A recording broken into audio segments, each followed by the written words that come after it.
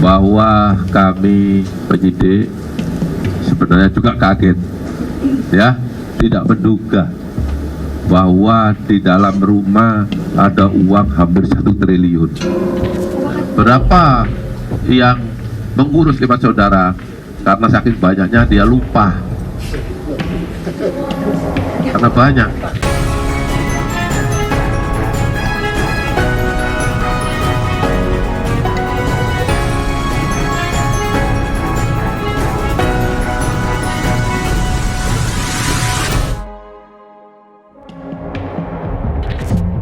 Hampir 1 triliun, 51 kilogram emas. Angka-angka fantastis ini mencerminkan absurditas yang teramat nyata. Suap, tipu daya, dan keberanian melawan hukum semua berpadu dalam narasi kelam mafia peradilan. Di sebuah rumah megah 3 lantai di kawasan elit Jalan Senayan 8, penyidik dibuat terpana. Tumpukan uang dalam berbagai mata uang asing, dolar Singapura, dolar Hong Kong, hingga dolar Amerika tersimpan di sana. Angkanya mencengangkan, 920 miliar rupiah. Mesin penghitung uang pun bekerja keras, dari siang hingga tengah malam. Gulungan demi gulungan dihitung, menjadi bukti nyata betapa sistem keadilan telah diobral murah. Tak cukup dengan itu, 51 kg emas juga ditemukan di lokasi. Menambah ironis wajah hukum negeri ini.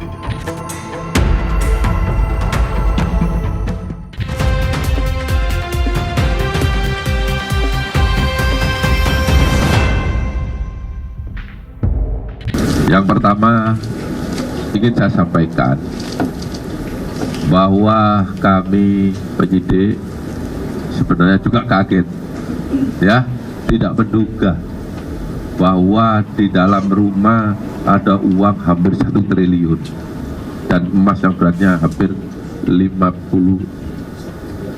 ya kilogram. Bahwa uang ini dikumpulkan mulai tahun 2012 sampai sekarang, 2022. Setelah 2022 sampai sekarang yang bersangkutan tidak nonaktif. Dari mana? Dari pengurusan perkara itu sebagian besar. Ya, itu jawaban yang bersangkutan. Berapa yang mengurus 5 saudara? Karena saking banyaknya dia lupa. Nama Zarof Ricard kini menggema di tengah riuh rendah kabar suap dan gratifikasi yang mencoreng wajah hukum. Uang senilai hampir 1 triliun dan 51 kg emas diduga berkaitan dengan Zarof, pensiunan pejabat Mahkamah Agung yang pernah menduduki jabatan strategis sebagai Kepala Balitbank Diklat Kumdil MA hingga 2022. Tak hanya dikenal di dunia hukum, Zarof juga sempat menapakkan jejaknya di industri perfilman sebagai eksekutif produser film Sang Pengadil. Namun, alih-alih menjadi simbol keadilan, bayangan gelap kini menyelimuti namanya. Dari catatan LHKPN yang ia laporkan menjelang pensiun, Zarof mencatatkan total kekayaan sebesar 51,4 miliar rupiah per Maret 2022. Apakah semua yang ia miliki bersumber dari jalur yang benar? Dan yang lebih mencengangkan, salah satu perkara yang disebut masuk dalam lingkaran ini adalah kasus kasasi Ronald Tanur. Apakah ini sekedar puncak gunung es? Kita hanya bisa bertanya-tanya, berapa harga sebuah vonis? Dan sampai sejauh mana hukum telah diperjualbelikan?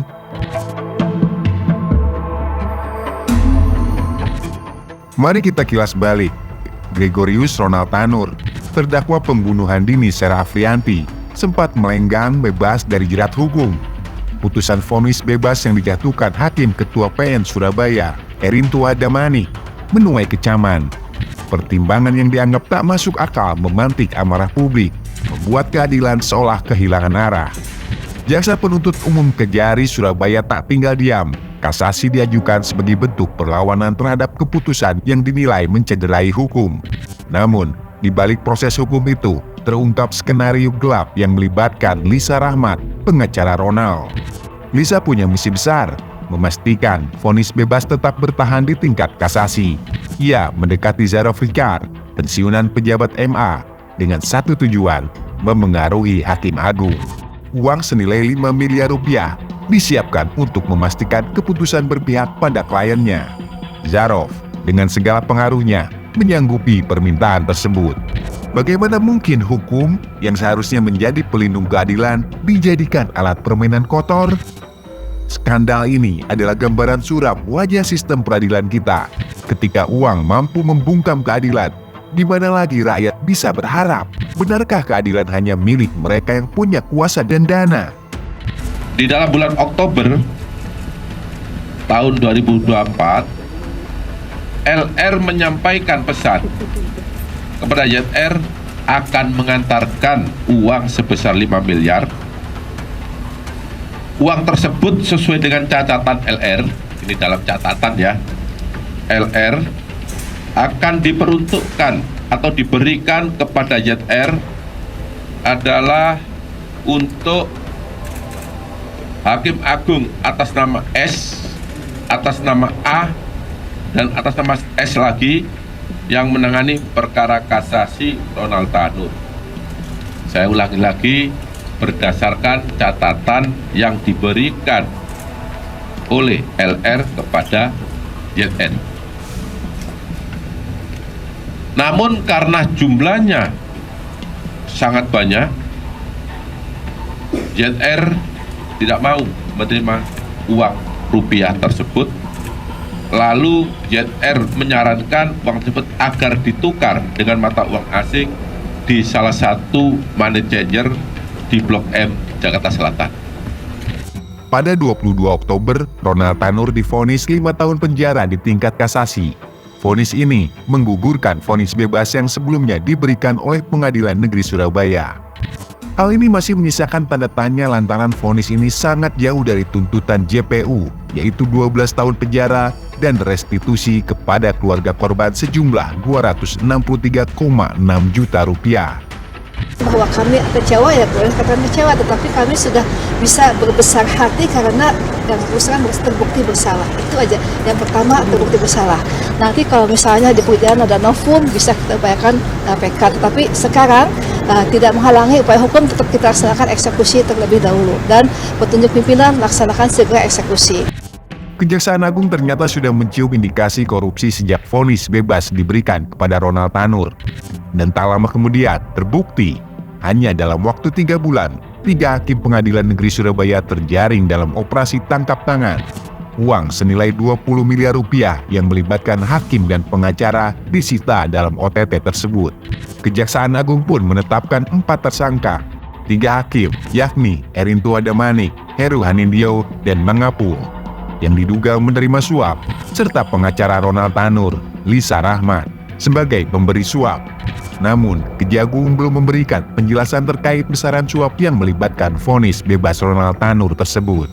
Setelah vonis Mahkamah Agung keluar, sang maklar kasus, Zarov Richard, pun diamankan hanya keesokan harinya di sebuah hotel mewah di Bali pada Kamis malam sekitar pukul 22 waktu Indonesia Tengah. Sebuah langkah yang menunjukkan keseriusan Kejaksaan Agung dalam memberantas praktik mafia peradilan.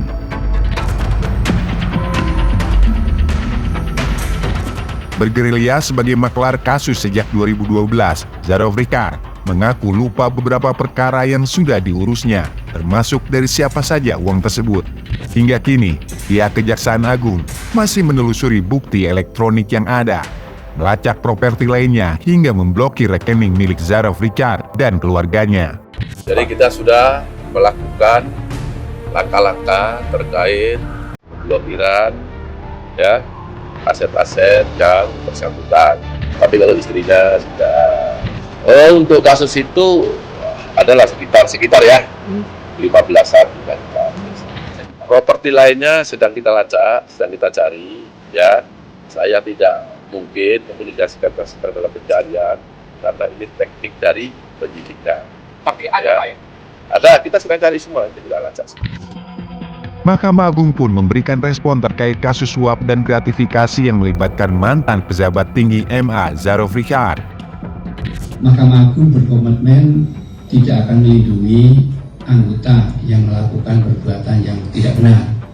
Akan intensif, akan selalu rutin melakukan pembinaan-pembinaan kepada para hakim ya, agar tidak lagi terjadi hal yang terjadi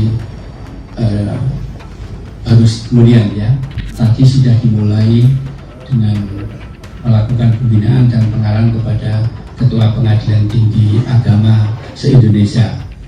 Berikutnya mungkin Ketua Pengadilan Tinggi dan Ketua Pengadilan TUN dan Militer se-Indonesia dan seterusnya. Jarod Richard hanyalah salah satu wajah dari jaringan gelap mafia peradilan yang menggerogoti tatanan hukum negeri ini. Lantas, akankah jaringan ini akhirnya terungkap hingga ke akar-akarnya? Dan apakah keadilan masih punya kekuatan untuk menembus tembok kokoh yang selama ini menghalanginya?